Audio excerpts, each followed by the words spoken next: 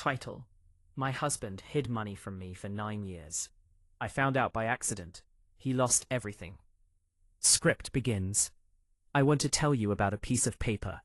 Not a dramatic piece of paper. Not something that arrived in an envelope with a warning or came attached to a phone call that changed everything. Just a piece of paper that was in the wrong drawer at the wrong moment, when I was looking for something else entirely.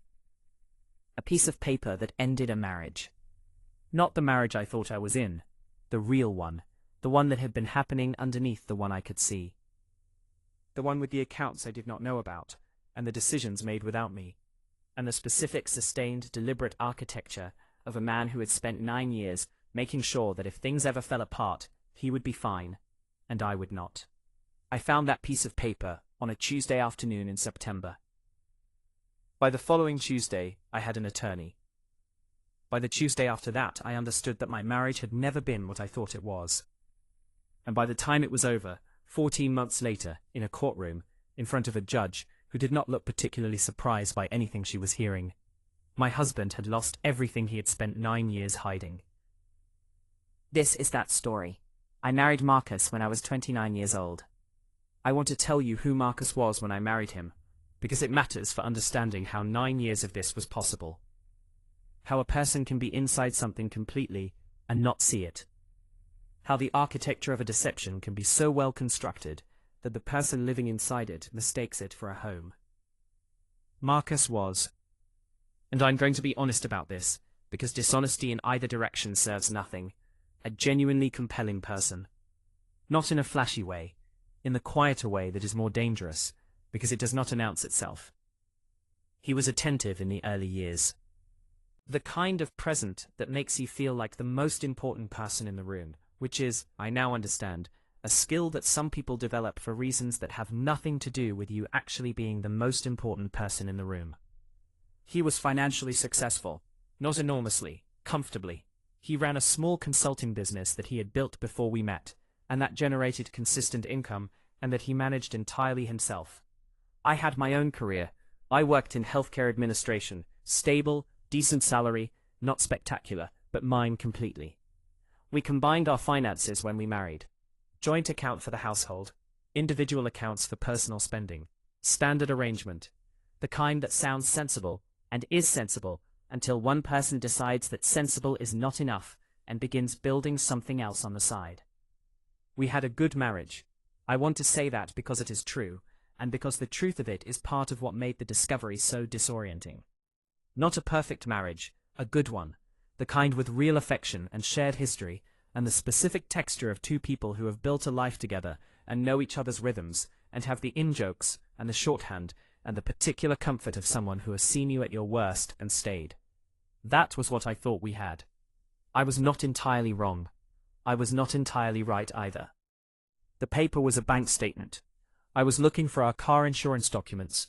We kept them in the filing cabinet in the home office, Marcus's home office, technically, though I used it occasionally and had never thought to examine its contents with any particular attention, because why would I?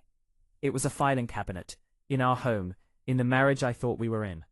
I was looking in the second drawer, because that was where the insurance documents usually lived, and they were not there, and I moved to the third drawer, and in the third drawer between a folder labeled Utilities and a folder labeled MISC was a folder with no label at all. I almost did not open it. I want to be honest about that. I almost pushed it aside and kept looking for the insurance documents. It was an unlabeled folder in a filing cabinet in my husband's home office, and I had no reason to open it, and every reason not to, and I almost did not. I opened it. Inside was a single bank statement. Not our joint account, not his personal account that I knew about. A different account entirely. A name I did not recognize on the header. An account number I had never seen. The balance on that statement was $219,000. I stood in that home office for a long time. I put the statement back in the folder. I put the folder back in the drawer. I found the insurance documents in the fourth drawer. I went and made the call I needed to make about the car insurance. And then I sat at the kitchen table, and I thought about $219,000 in an account with a name I did not recognize, and I thought about 9 years of a marriage, and I thought about what it means when something you find by accident is the most important thing you have ever found. I did not say anything to Marcus that night. I did not say anything for 3 days. Those 3 days are worth describing, because they were the most important 3 days of my marriage, and possibly of my life. And they looked, from the outside, like nothing at all. I went to work, I came home, I made dinner, I watched television, I had the normal conversations, and performed the normal routines, and I was so calm that I frightened myself slightly, because I am not by nature a calm person in a crisis, and the calm I felt in those 3 days was not the calm of someone who was fine. It was the calm of someone who had understood something enormous, and was moving around inside that understanding very carefully.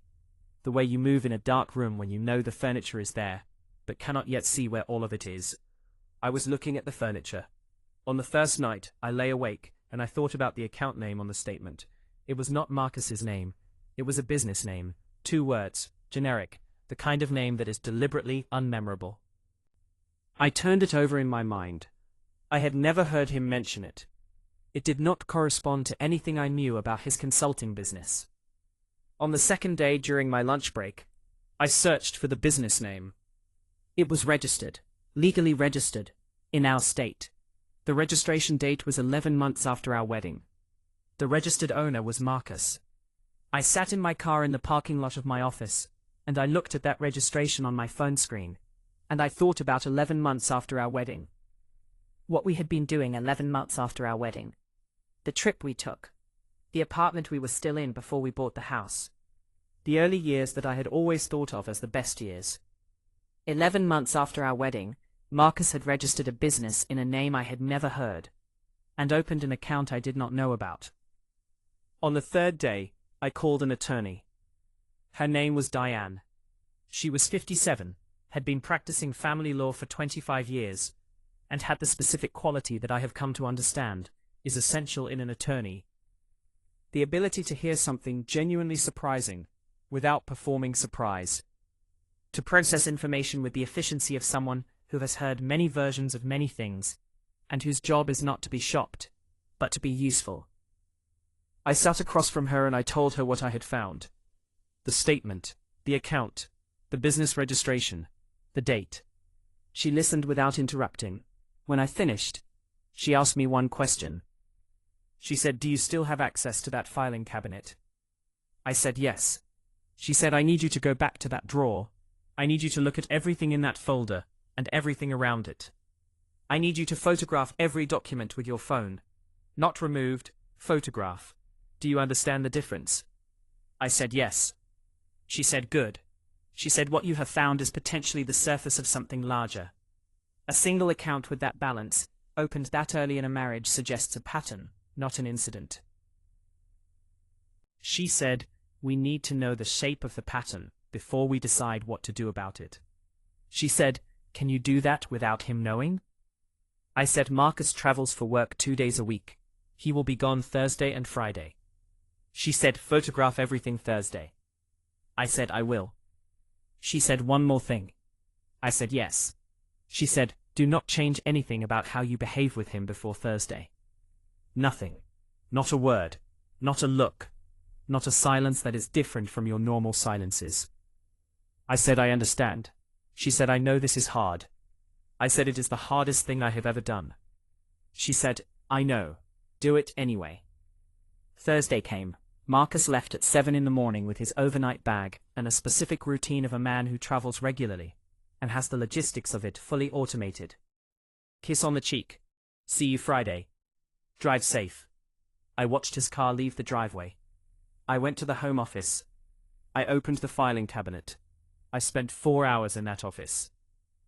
What I found in those 4 hours, I am going to describe as plainly as I can, because plain is the only register that does it justice. There were 3 folders with no labels. The one I had found contained the statement I had already seen, plus 4 more statements from the same account, spanning 8 months. The balance varied. Money going in, money going out, transfers to accounts I did not recognize. The second unlabeled folder contained statements from a second account. Different institutions, different business names, also registered in Marcus's name. Also opened in the early years of our marriage. The second account's most recent balance was $147,000. The third unlabeled folder was the one that changed the temperature of the room. It contained property documents. A deed. A property I had never heard of. In a city 3 hours away. Owner as record, the second business name, which was registered to Marcus. A property purchased 6 years ago, in the middle of our marriage, that I did not know existed. I stood in that office, and I photographed every document, and I did it slowly and carefully, and my hands were completely steady, and I did not cry until I was back in the kitchen, sitting at the table where I had sat 3 days earlier. And then I cried for about 20 minutes, and then I stopped, and I sent everything to Diane. Diane called me the next morning. She said, "I have reviewed what you sent." She said, "I need you to understand what you are looking at." She said, "What you are looking at is not a single hidden account. It is a financial structure, deliberately constructed, maintained over years. The property alone represents significant marital assets that were acquired during your marriage, using money that should have been disclosed and was not." She said, "In family law we call this dissipation of marital assets." She said, "It is taken seriously by courts." She said, "The documentation you have is comprehensive and it is damaging." She said, "Are you ready to file?" I thought about Thursday morning, and the overnight bag, and see you Friday, and 9 years of the marriage I thought I was in. I said yes. I said, "I am ready." I want to stop here and say something to everyone reading this right now. If you are reading this on Reddit and something in it sounds familiar, please keep reading. This is not just a story about money. It is a story about what happens when you find out that the life you were living had a version you were not invited to. And what you do next. Follow this page. Share this with the woman in your life who needs to read it. And keep going, because the next part is where everything changed. I served Marcus on a Monday. He came home from a regular workday to find the documents waiting and Diane's number on a card on top of them, and me sitting at the kitchen table with my hands flat on the surface and nothing left to perform. He stood in the doorway. He looked at the documents. He looked at me. He said, "Where did you find it?" Not what this is. Now I can explain. "Where did you find it?" I said, "The third drawer." He said I should have moved it. I want to tell you what that sentence did to me, because it is important. This is not what it looks like. Not any of the things a person says when they are caught in something and are still trying to manage the situation. I should have moved it. The marriage ended in that sentence. Whatever had still been alive in me, whatever small part of me had been holding the door open for a version of this that was explainable and survivable, closed in that sentence. I said, "You should have." I said, "I'm going to stay at my sister's tonight." I am calculating how much per month he was moving into accounts I did not know about, while I was sitting at the kitchen table, thinking we were building something together. Diane said, "Do not do that calculation." I said, "It is approximately $3,100 per month." Diane said, "I told you not to do that calculation." I said, "I know, I did it anyway." She said, "That is consistent with everything I know about you." The court date was 14 months after I served him. Marcus had spent those 14 months doing what people who are caught in something do when they have enough money to fight. He fought. He had a good attorney. His attorney was skilled and expensive, and argued everything that could be argued, that the accounts were legitimate business assets, that the property was a business investment, that the structure was legal even if the disclosure had been inadequate. Inadequate. That was his attorney's word for it. Inadequate disclosure. I thought about that word sitting in the courtroom. Inadequate. As if 9 years of hidden accounts and a property in another city was a paperwork oversight. As if I'd simply not been copied on the relevant emails. The judge did not use the word inadequate. The judge used the words deliberate and sustained and in direct contravention of the disclosure obligations of a marital partnership. The judge used those words in her ruling. In that ruling, Marcus was ordered to surrender his claim to our jointly owned home. Full ownership transferred to me. He was ordered to divide the hidden accounts equally, which meant $205,000 came to me from money that had been sitting in accounts with names I did not recognize for up to 9 years. The property was ordered sold, and the proceeds